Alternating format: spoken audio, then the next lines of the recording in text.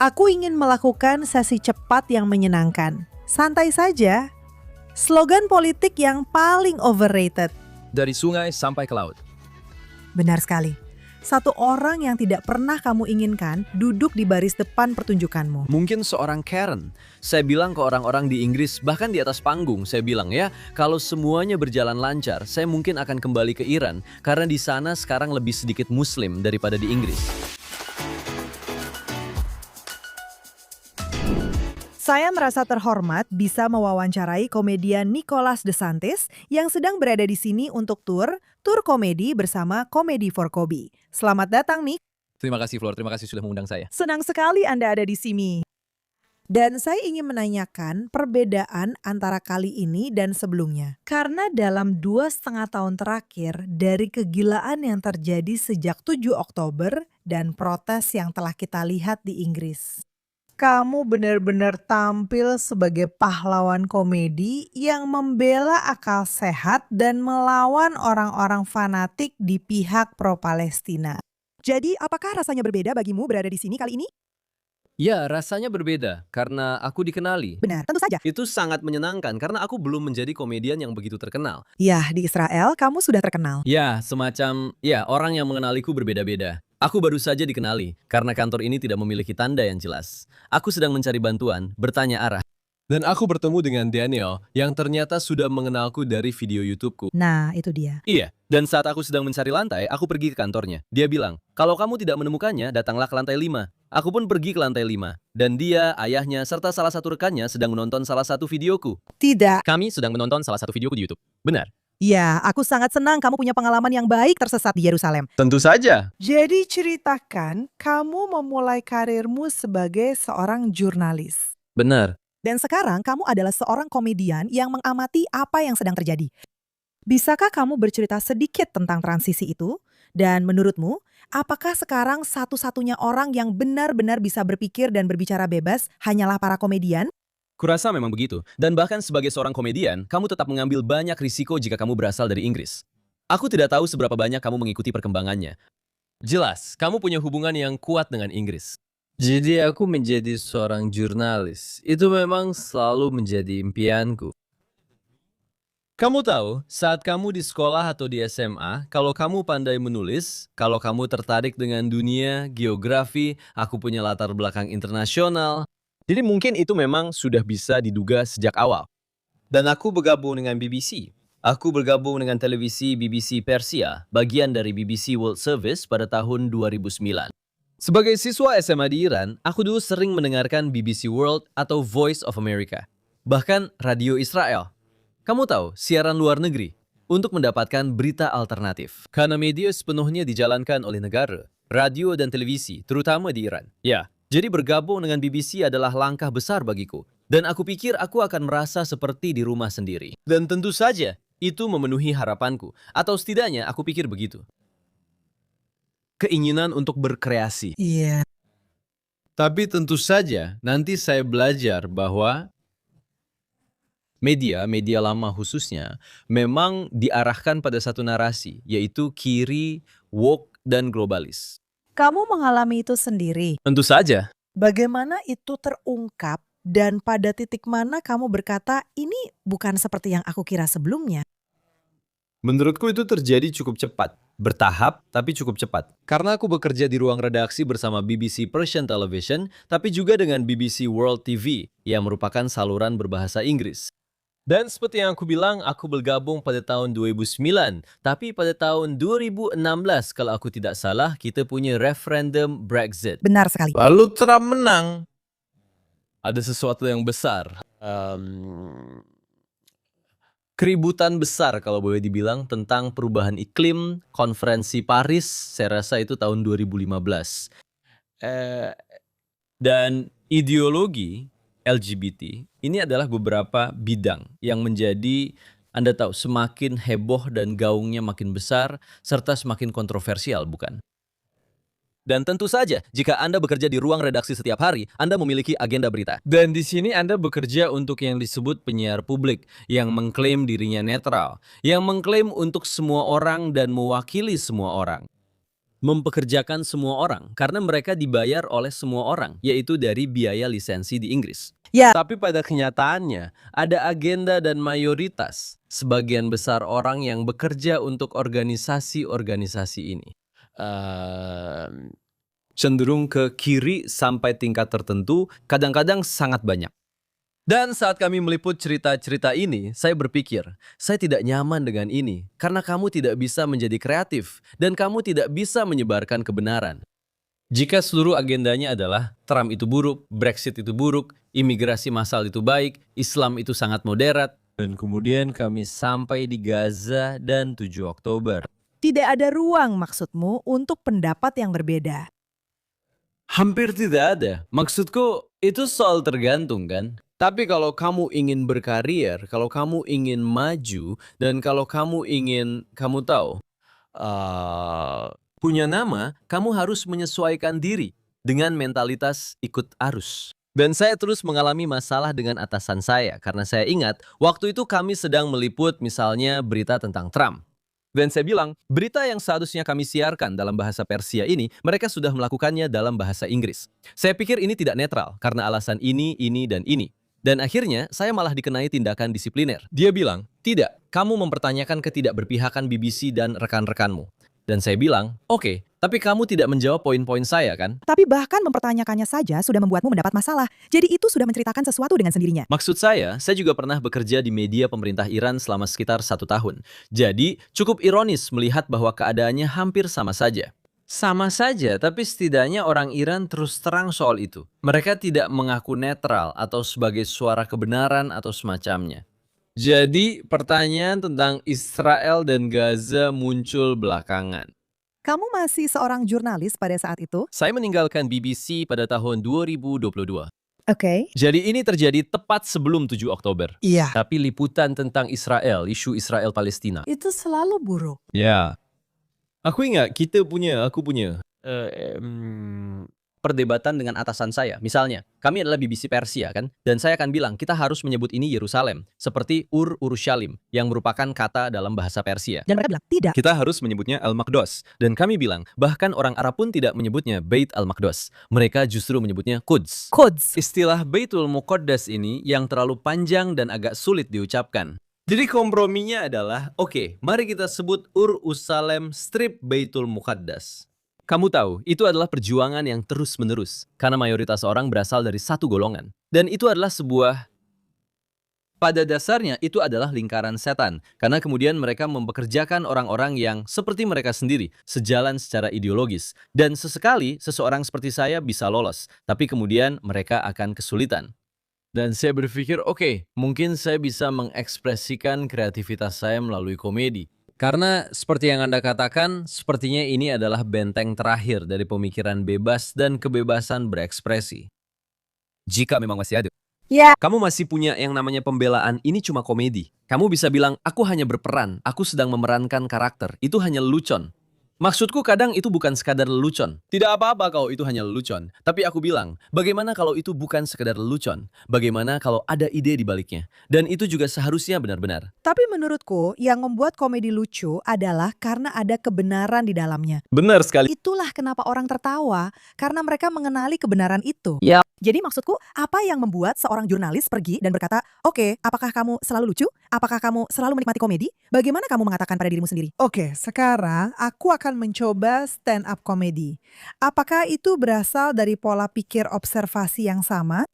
Aku pikir mungkin ada beberapa keterampilan yang bisa dialihkan. Lagi, lihat, komediku sangat politis, sangat internasional. Itu membantu ketika aku misalnya diundang ke Israel karena aku membahas Timur Tengah dan isu-isu terkini. Dan juga di Israel, semua orang itu orang Israel. Tapi juga ada orang Amerika Israel, Inggris, Prancis, dan Iran sesekali. Jadi memang begitu. Memiliki orientasi internasional itu sangat membantu. Menulis, kreativitas, mengamati, semua itu bisa diterapkan dalam jurnalisme dan juga komedi. Saya rasa saya cukup lucu saat saya di sekolah menengah. Lagi-lagi ini di Iran. Kami dulu punya semacam koran atau jurnal tersembunyi di mana kami mengejek atau menyindir guru-guru kami. Atau kamu tahu, institusi-institusinya. Kamu tahu, karena kami dulu diwajibkan ikut berdoa. Jadi kamu memang sudah seperti badut kelas dan suka membuat orang tertawa ya? Saya punya teman yang jago menggambar kartun. Benar kan? Dan saya yang menulis teksnya. Lalu kami memfotokopi ini. Wow, jadi kamu seorang pembangkang? Ya, sekolah. Ya. Jadi, saya rasa dari situlah rasa percaya diri itu muncul. Bahkan sampai sekarang. Teman-teman saya sekarang ada di Kanada, di Amerika Serikat. Banyak dari mereka. Seperti yang bisa kamu bayangkan. Jadi sesekali orang-orang di grup WhatsApp bertanya, apa yang terjadi dengan Nicholas? Apakah ada yang punya salinan jurnal-jurnal itu? Jadi saya rasa itulah awalnya. Dan ketika saya pindah ke London, saya menonton banyak komedi.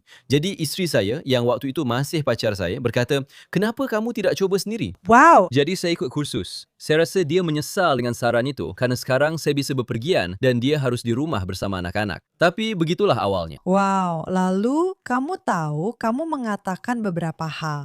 Apakah kamu selalu punya penonton yang memang sudah lelah dengan budaya woke? Dan mereka mencari seseorang yang bisa mengungkapkan apa yang mereka pikirkan? Atau apakah kamu pernah berada di momen canggung ketika kamu mengatakan sesuatu dan orang-orang bereaksi? Selalu ada momen-momen canggung, tentu saja. Lagi-lagi, itu tergantung pada audiensmu dan di mana kamu tampil. Acara seperti apa itu? Dan itu juga bagian dari keseruannya, karena kamu perlu meneliti audiensmu. Tentu saja. Dan kamu ingin mereka bersenang-senang. Iya. Dan beberapa hal yang saya katakan atau yang dikatakan oleh komedian kontroversial atau politik terkadang memang tidak terduga. Iya. Dan terkadang orang menikmatinya, tapi mereka juga tidak nyaman karena mereka tidak terbiasa mendengar hal-hal seperti ini, bahkan jika itu dalam suasana komedi. Jadi ini adalah dinamika yang menarik. Kami selalu berbicara dengan para komedian. Belum lama ini kami berbicara dengan Avi Lieberman, yang merupakan pembawa acara tur Comedy for Kobe yang sedang saya lakukan di sini. Dan saya berterima kasih kepadanya karena telah mengundang saya. Ya, dan terima kasih juga karena telah membantu saya masuk ke Israel. Tapi kadang-kadang bahkan pencahayaan dan cara kursi diatur juga membuat perbedaan. Karena jika cukup gelap, orang-orang akan merasa lebih aman untuk tertawa. Bisa tertawa tanpa merasa.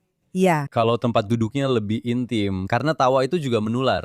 Lalu, apakah mereka datang dengan pasangan atau dengan istri mereka? Itu tergantung. Karena kadang-kadang mereka datang ke saya setelahnya dan bilang, lelucon itu lucu, tapi saya duduk di sebelah pasangan atau istri saya. Jadi maaf kalau saya tidak tertawa. Jadi suami saya pergi ke pertunjukanmu tadi malam. Dia bilang ada banyak lelucon tentang istri. Baiklah, jadi itu dia. Dan dia ada di sana tanpa saya. Jadi saya pikir dia bebas untuk tertawa. Semoga... Dia memang banyak tertawa. Iya, dia memang banyak tertawa, memang. Tapi Nick, menurutmu di Inggris keadaannya sudah semakin parah? Karena maksudku, lihat saja, ada situasi di mana orang-orang ditangkap karena cuitan, di mana orang-orang di Britania Raya merasa bahwa kebebasan berbicara hanya berlaku untuk satu pihak saja. Kamu tahu, kalau kamu mengatakan sesuatu yang menentang imigran, kamu bisa ditangkap. Tapi kamu bisa saja mengatakan bunuh orang Yahudi saat akhir pekan di demonstrasi. Menurutmu, apakah itu lebih sulit di Britania Raya? Maksudku, situasimu untuk hal seperti ini sekarang sedang sulit, bukan? Benar sekali, ya. Saya sering mendapat pertanyaan itu, terutama setelah pertunjukan di sini, di Israel. Ya. Dan saya bilang, ya seseorang harus melakukannya. Saya coba bercanda tentang itu. Lagi-lagi, candaan yang agak berdasarkan kenyataan. Saya bilang mereka masih mencoba menebak etnis saya, kan? Karena kamu orang Iran. Saya orang Iran, tapi lahir di Italia. Jadi saya orang Italia-Iran, dan sekarang sudah jadi warga negara Inggris. Tapi kalau saya terlihat seperti orang Anglo-Saxon, mungkin saya akan lebih banyak masalah. Saya selalu, sekali lagi, bercanda tentang hal itu. Karena, sekali lagi, sebagai seorang jurnalis, saya dulu sering menonton banyak sesi PBB. Misalnya sesi Dewan Hak Asasi Manusia PBB. Dan inilah tempat di mana negara-negara seperti Inggris memberi ceramah dan menggurui negara-negara seperti Iran tentang hak asasi manusia dan semacamnya. Dan saya bilang, itu memang sudah seharusnya. Tapi saya bilang, bisakah Anda bayangkan jika seorang warga Iran dipenjara atau ditangkap di Inggris karena kebebasan berbicara? Delegasi Iran akan sangat senang menghadapi Inggris di Dewan Keamanan PBB atau Dewan Hak Asasi Manusia. Dan memang ada penangkapan, seorang komedian terkenal Graham Linehan ditangkap saya kira tahun lalu. Itu menjadi berita global karena dia adalah sosok yang sangat berpengaruh. Ya. Sekali lagi, saya bercanda dan bilang mungkin mereka belum menangkap saya karena itu justru akan meningkatkan karir dan publisitas saya. Kita tidak tahu, tapi ini memang situasi yang buruk. Mereka mengklaim Keir Starmer tanpa malu-malu di depan Donald Trump, mengklaim bahwa kita punya kebebasan berbicara dan kita sangat bangga akan hal itu. Tapi kenyataannya, kita sudah mengalami penangkapan, banyak penangkapan. Mereka mencoba memasukkan undang-undang penistaan agama secara diam-diam. Iya. Kamu tahu, mereka mencoba membungkusnya sebagai entah itu ketertiban umum atau undang-undang keamanan publik. Tapi mereka sudah bertindak berdasarkan itu. Dan saat ini, ketika kita sedang berbicara, sedang terjadi kerusuhan di Inggris karena pembunuhan mengerikan terhadap anak laki-laki kulit putih ini. Anak malang itu. Rasanya benar-benar membuat hatiku hancur. Seorang anak laki-laki yang ditangkap polisi. Anak yang ditusuk, bukan yang menusuk. Saat dia berdarah sampai sekarat. Dan videonya sudah beredar. Dan tebak apa? Terjadi kerusuhan. Dan tentu saja Perdana Menteri kita masih tidak punya kata-kata empati yang berarti untuknya. Sama seperti dia tidak punya untuk Southport. Jadi ini membuat... Kamu tahu, saya tidak mau menyombongkan diri. Tapi ini membuat komedi jadi lebih penting. Karena pihak kiri sudah menguasai segalanya. Itu saja yang kita punya. Ini adalah pertahanan terakhir. Itu saja. Yang terakhir. Universitas, media, Hollywood. Media, dunia komedi itu sendiri. Jadi bukan berarti kita... Sekali lagi, saya bilang ke orang-orang, teater-teater tempat kami tampil di Israel ini sangat indah. Tapi komedian konservatif di Inggris, mungkin hanya segelintir atau bahkan kurang dari itu yang sudah sangat terkenal. Yang kamu tahu, Di tempat-tempat yang lebih besar. tak tergantikan atau tak bisa dibatalkan kalau kamu mau. Tapi aku hanya bercanda. Kami tampil di ruang bawah tanah pub. Kami tampil di gudang pasca industri yang terbengkalai. Kami tampil di sekolah, sekolah swasta, tempat acara, balai komunitas, tempat-tempat yang jarang dikunjungi. Karena klub komedi arus utama entah tidak mengizinkan kami tampil, atau mereka akan dengan mudah membatalkan penampilan kami begitu menerima satu email atau telepon bernada marah. Jadi saya pernah tampil di Inggris di mana lokasi acaranya dirahasiakan dan para penonton menerima email pada hari yang sama untuk mengurangi risiko pembatalan. Namun Perdana Menteri mengklaim bahwa kita memiliki kebebasan berbicara. Jadi hal ini justru membuat komedi menjadi semakin penting. Dan untuk menjawab pertanyaanmu sebelumnya, ada orang-orang yang berkata, wah ini sangat menyegarkan. Karena semuanya sudah menjadi sangat membosankan dan seragam. Semua orang naik ke atas panggung dan membicarakan tentang kasir mandiri di supermarket, Tinder, dan Trump. Dan bahkan maksudku, aku juga suka dengan sedikit humor tentang Trump, tentu saja. Tapi lelucon yang itu-itu saja dan lelucon yang mudah, gereja Katolik, pastor Katolik, sungguh. Dan kamu menyebut itu sebagai punching up? Siapa yang pernah mendapat masalah karena bercanda tentang pastor Katolik atau paus atau Trump? Jadi mereka menyebut diri mereka sendiri, kau tahu, para pemberontak. Dan apa istilahnya, komika subversif, tapi mereka tidak benar-benar membalikan ekspektasi siapapun. Mereka hanya mengulang-ulang poin pembicaraan yang sama dari pihak berkuasa. Perubahan iklim, kesenjangan upah gender, LGBT, Gaza, imigrasi itu baik, konservatif itu jahat, dan seterusnya. Jadi hal ini membuat komedi politik yang berbeda dari arus utama dan dari pola pikir kelompok menjadi semakin penting. Tentu saja, tapi kamu juga orang Iran, yang berarti kamu pernah mengalami, kamu dan keluargamu aku kira, pernah melarikan diri dari Iran karena kamu tumbuh di sana saat masih kecil. Kamu melihat betapa berbahayanya Islamisasi atau Islam politik itu. Itu memengaruhi semua temanmu. Sekarang semua orang sudah keluar dari negara itu. Masih ada, kamu tahu, orang-orang yang menderita setiap hari, dibunuh setiap hari. Jadi kurasa kamu melihat segalanya dengan lebih jelas dalam arti tertentu. Apakah kamu khawatir dengan Islamisasi di Inggris? Apakah menurutmu itu masalah nyata? Atau apakah itu belum menjadi masalah nyata yang tidak bisa diubah lagi?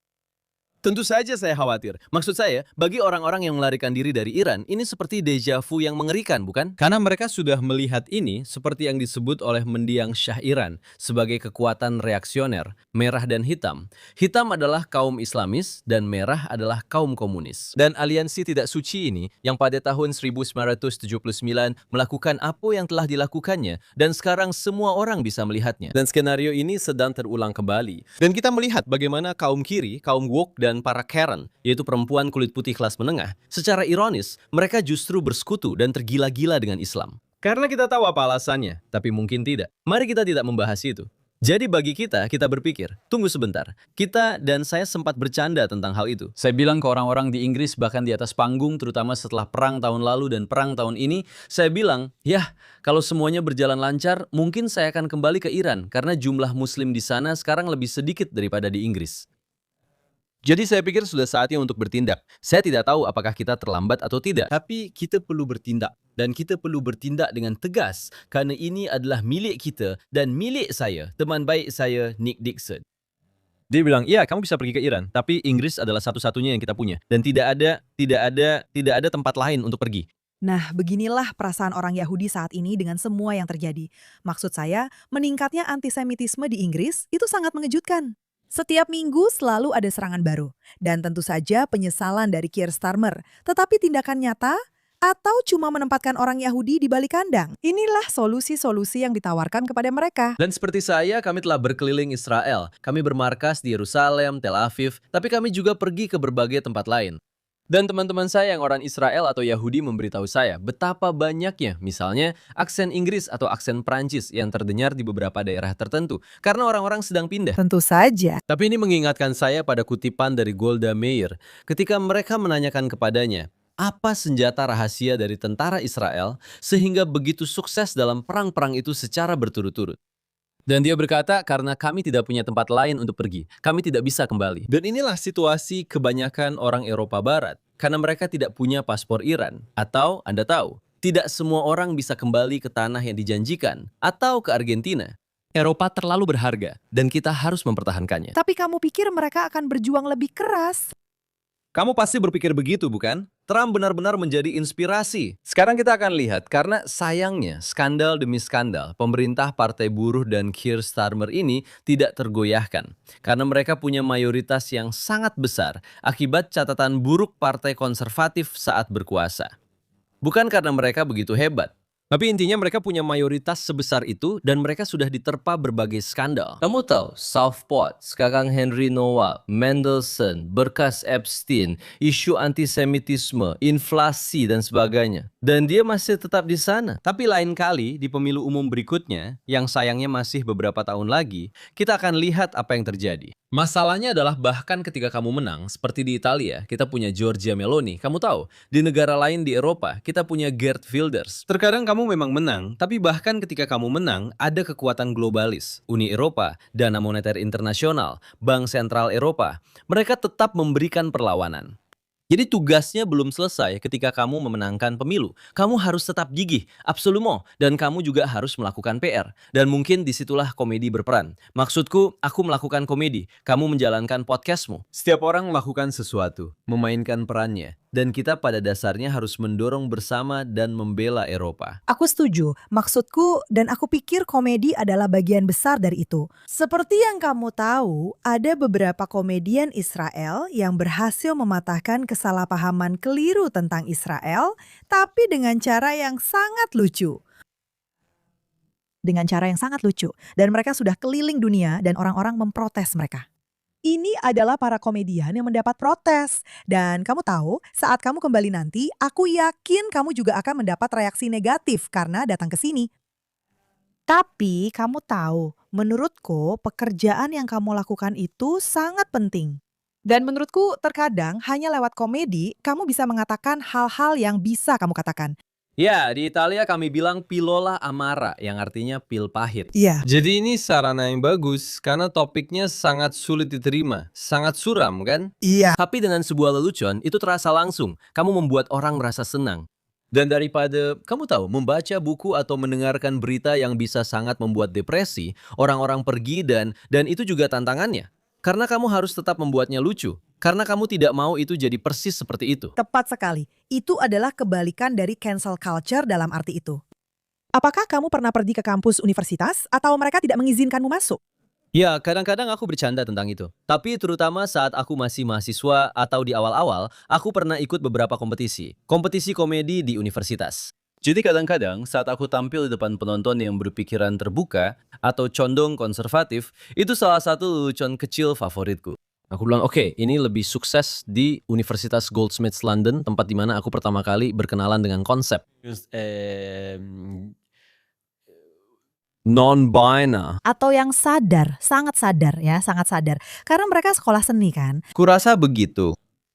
Ya, itu adalah tempat pertama ketika aku pergi ke kamar mandi dan kemudian aku melihat cewek-cewek keluar dari bilik. Aku jadi bertanya-tanya, ada apa di sini? Dan kemudian Universitas Southampton, ya kadang-kadang juga terjadi di sana. Kadang-kadang kita mengalami hal seperti itu. Dan tentu saja, London umumnya sangat condong ke kiri, yang selalu menyenangkan ketika diundang ke AS Serikat atau Israel, atau kemanapun sebenarnya.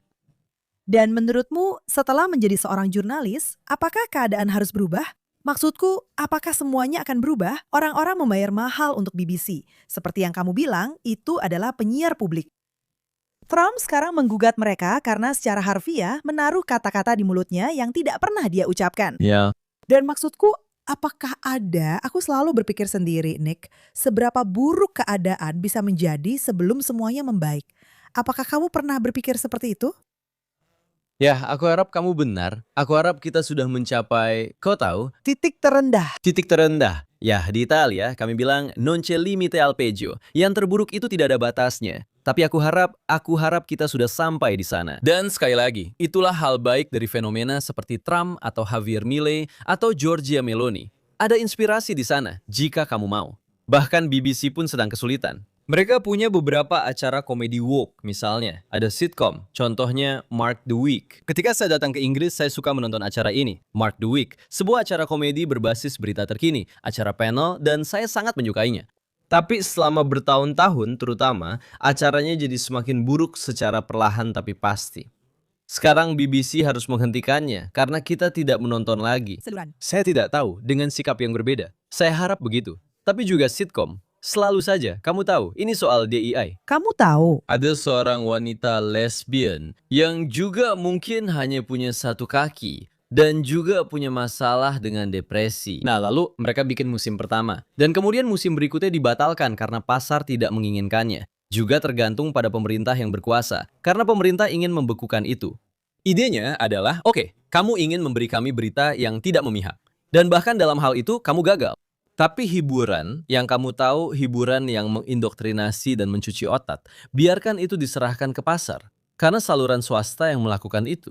Benar-benar tidak perlu kamu mengindoktrinasi anak-anak dengan komedi seperti ini. Atau sebenarnya di acara apapun. nah itulah hal tentang pekerjaanmu sekarang. Karena kamu ada di YouTube. Kamu jadi sensasi di YouTube. Video-videomu ditonton jutaan kali di seluruh dunia. Jadi dengan kata lain, kamu juga tidak butuh klub komedi itu lagi. Kamu membutuhkannya untuk komedi fisik, tapi sekarang kamu bisa berbicara kepada orang-orang di mana saja. Tentu saja masih menyenangkan untuk diundang, tapi syukurlah ada YouTube. Aku naik El Al, maskapai pertamaku, maskapai penerbanganku yang pertama. Batal. Dia baru saja membatalkan. Lalu Avi bilang, pesan El Al karena mereka itu tegas. Tapi El Al sudah melakukannya. Semuanya, Gans. Tidak, syukurlah. Tapi El Al punya lapisan keamanan tambahan, jadi aku akan melakukannya. Jadi, bagaimana rasanya? Itu bagus karena mereka mengenalimu. Ya, ini supervisornya. Karena awalnya ada seorang garis yang berbicara padaku dalam bahasa Ibrani. Aku bilang, aku tidak bisa bahasa Ibrani. Tidak bisa? Baiklah, pergi ke garis itu. Dan garis itu bertanya-tanya, kamu mau ke acara komedi? Apa itu? Aku menunjukkan selebaran dengan wajahku di situ dan semuanya. Lalu dia memanggil supervisor. Supervisornya pernah melihatku di YouTube. Luar biasa. Jadi ya, itu selalu dari sudut pandang praktis. Tapi juga sebagai dorongan ego. Ya, aku dikenali, jadi semuanya jadi mudah. Jadi YouTube atau media baru membantu kamu melewati orang-orang yang mengangkat diri sebagai pihak paling benar. Penjaga gerbang kelucuan dan komedi. Karena kalau kita tidak punya YouTube atau Instagram, Dan hanya ada 30 orang di klub saat kamu tampil. Dan itu saja, ya. dan kamu bahkan tidak akan bisa melakukan itu karena ada promotor yang mungkin terlalu sadar atau terlalu berhati-hati untuk membiarkan siapapun mengatakan sesuatu yang mungkin, kamu tahu, membuat penonton London ini tersinggung. Begitu juga dengan produser TV. Tapi sekarang kita punya komedian yang jauh lebih sukses dari saya yang berkat YouTube membangun penonton mereka sendiri lalu mulai tur. Jadi mereka tidak membutuhkan penjaga gerbang kebenaran atau humor ini. Jadi maksud saya rasa demokratisasi media dengan media baru itu ada sisi baik dan buruknya. Ini bagus karena orang-orang seperti kamu bisa keluar dari cengkeraman para elit yang terbangun itu. Tapi di sisi lain, ini justru membuat orang-orang terkotak-kotak. Dan kamu tahu, salah satu alasan kenapa semua orang membenci Israel, kita dianggap musuh terburuk di dunia, adalah karena pada dasarnya, media sosial telah dikuasai oleh beberapa pihak yang sangat licik yang memang bertujuan untuk mendelegitimasi Israel. Jadi ini membuat persaingannya jadi lebih seimbang. Jadi saya sedang membuat cerita ini bersama dua komedian yang berusia 50-an atau 60-an. Dan mereka tidak terlalu paham media sosial. Dan mereka memang tidak perlu karena mereka sudah sukses dan menjadi besar di era sebelumnya. Itu patut diapresiasi. Sisi negatifnya, dan saya juga setuju bahwa terkadang ada seorang komedian yang hanya seorang gadis yang sangat cantik. Kamu tahu, dia itu seorang model, sekaligus pembuat konten, sekaligus influencer, sekaligus komedian. Dan dia punya jutaan pengikut, dan dia bisa tampil di klub mana saja karena selalu laku terjual dan sebagainya. Dan itu agak mengganggu, tapi ya sudah, dia melakukan halnya sendiri. Dan saya melakukan hal saya sendiri. Dan kami berdua tetap bisa tampil. Saya rasa secara keseluruhan itu hal yang baik. Tapi orang-orang yang pro-Israel, pro-Barat, atau pro-life, sebut saja, perlu lebih aktif dan lebih paham media. Iya, saya benar-benar setuju denganmu. Oke Nick, sebelum kita selesai, aku ingin melakukan sesi cepat yang seru. Oke, Oke, karena kamu bisa melakukan ini dengan para komedian. Kalau tidak usah tegang. Tidak usah tegang. Aku tahu kita sedang merekam. Baiklah. Slogan politik yang paling terlalu dilebih-lebihkan. yang paling terlalu dilebih-lebihkan. Dari sungai sampai ke laut. Sangat benar. Ya, Sangat benar. kebanyakan orang kamu pernah lihat video-video itu. Mereka bertanya, oke, sungai apa ini? Dan kita lihat, itu cuma terdengar enak karena berima. Mereka sebenarnya tidak tahu. Mereka tidak tahu. Itu cuma berima. Betul sekali. Kebajikan yang paling diremehkan. Yang paling diremehkan ya di zaman sekarang ini, kita bicara tentang Instagram, media sosial, mungkin kerendahan hati. Iya. Ya, benar sekali. Kerendahan hati adalah pilihan yang bagus. Satu tokoh sejarah yang ingin sekali kamu wawancarai. Satu adalah, ya itu tergantung sudah meninggal atau masih hidup. Saya ingin berbicara dengan Silvio Berlusconi. Wow. Dia memang sosok yang unik. Dia memang sosok yang unik, itu cara diplomatis untuk menggambarkannya. Ya, dia punya keunikannya sendiri. Kamu tahu, tidak ada yang sempurna, tapi aku mengaguminya. Dan aku, ketika dia muncul pada saat aku masih mahasiswa muda di universitas, dan di lingkungan yang didominasi kaum kiri. Ya. Aku pernah menghadiri salah satu pertemuannya, tapi ya, aku ingin mewawancarainya. Kalau masih hidup, mungkin aku ingin mewawancarai Bibi, Trump, atau Geert Wilders. Itu jawaban yang bagus. Mungkin kita akan coba mengaturnya lain kali. Oke, satu orang yang tidak pernah kamu inginkan duduk di barisan depan pertunjukanmu. Mungkin seorang Karen. Apakah kamu pernah mengalami situasi seperti itu?